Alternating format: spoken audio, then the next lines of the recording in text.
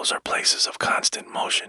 Machines beat, carts roll, shoes squeak, and voices echo through the halls at all hours. Even when the patient rooms are dark, the building itself never truly sleeps. That's why stories about sudden silence inside a hospital feel so unsettling. Because silence there is unnatural. Tonight's story is about a hospital ward that was shut down overnight. The lights were still on when the night shift began. By morning, the entire ward would be sealed, its doors locked, and its name quietly erased from the hospital map. No announcement, no explanation, just silence where patients had been breathing only hours before. The hospital itself is real in the sense that institutions like it exist all across the country, large regional medical centers built in stages over decades. Wings are added, repurposed, or retired as needs change. It is a documented fact that hospital wards can be closed abruptly due to safety concerns like structural issues, contamination risks, or equipment failures. That much is factual, but follows belongs to the folklore that builds up around these places, centered on a night staff member who was there when one such ward went quiet. Let's call her Sarah.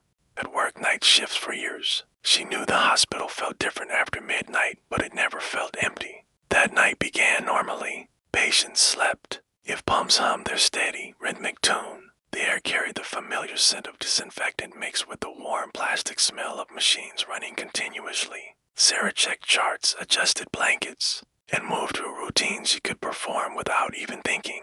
Sometime after 1 in the morning, she noticed the first change. Monitor alarm failed to sound. She was standing at the nurse's station when a patient's vitals dipped slightly, nothing dangerous, but just enough to trigger a soft, audible alert. The screen flashed, but the sound never came.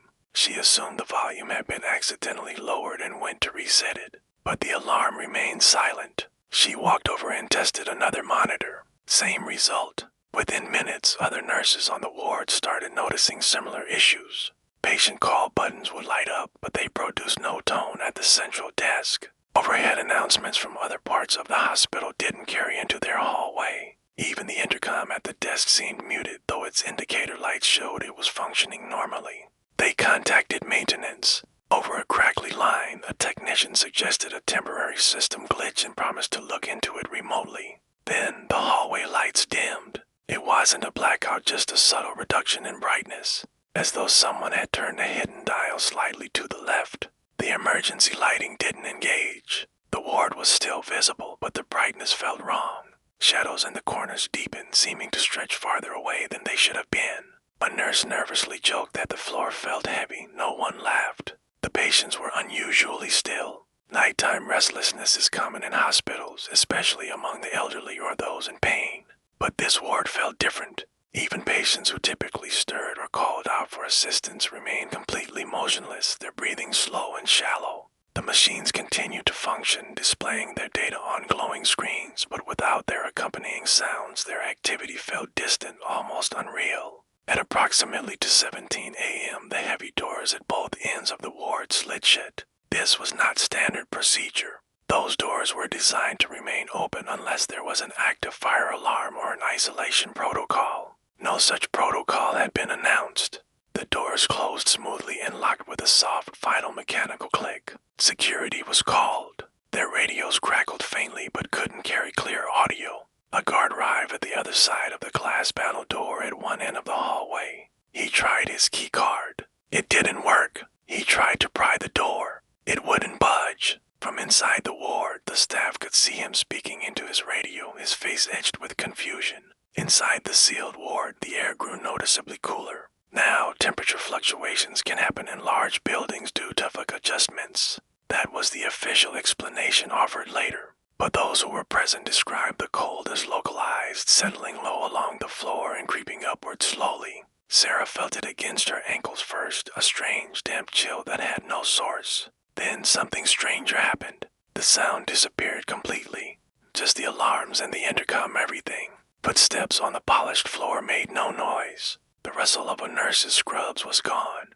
Voices moved lips but produced only the faintest suggestion of sound, like trying to speak underwater. The staff could hear their own breathing, their own heartbeats, but not the breathing or movements of anyone else. Panic didn't erupt. Instead, a state of stunned stillness settled over the ward. Nurses exchanged wide-eyed looks across the hallway. One question what's happening. No one could hear the words. A senior nurse, her face pale, tried to initiate an evacuation, pointing toward the sealed doors.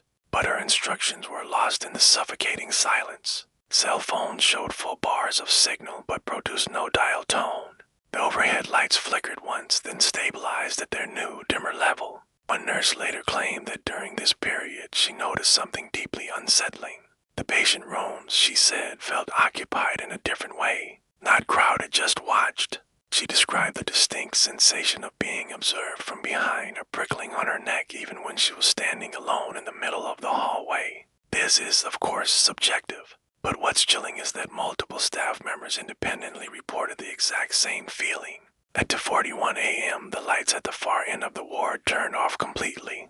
Darkness pooled there, a blackness deeper than normal shadows. No emergency lights came on in that section. The darkness just remained contained at the end of the hall, as if held back by an invisible boundary. It didn't spread, it just was. Then, as abruptly as it began, it was over. Sound returned in a sudden, deafening rush. Alarms that had been triggered minutes ago all chimed at once. Machines whirred back to life, and the distant, muffled voices from other parts of the hospital echoed down the corridor again.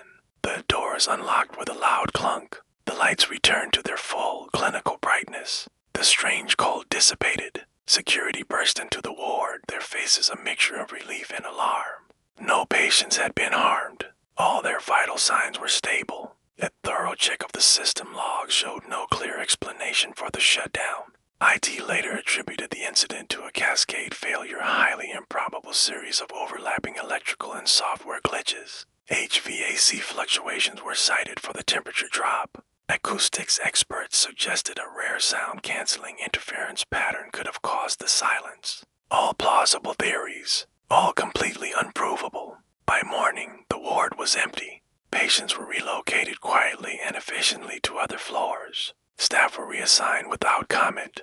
The entire wing was officially closed pending review. Temporary signs directing people away from the area appeared and then just as quickly disappeared. The ward's name was removed from all scheduling systems. Hospital maps were updated, leaving a blank space where it used to be. The doors never reopened. Months later, staff who had been there that night still talked about it in hushed tones. When passing the sealed corridor, they said they could still feel something different about that space. Not fear, but absence, as if the space itself remembered the night it went silent. Hospitals evolve, wings close, buildings change. That is documented reality. What lingers is the way people lower their voices when they mention that particular ward. How longtime staff subconsciously avoid walking down that hallway even on the floor below. How the security cameras trained on the sealed doors sometimes record nothing but a few seconds of pure static. Right around 2:30 a.m. something technicians insist is just a random coincidence.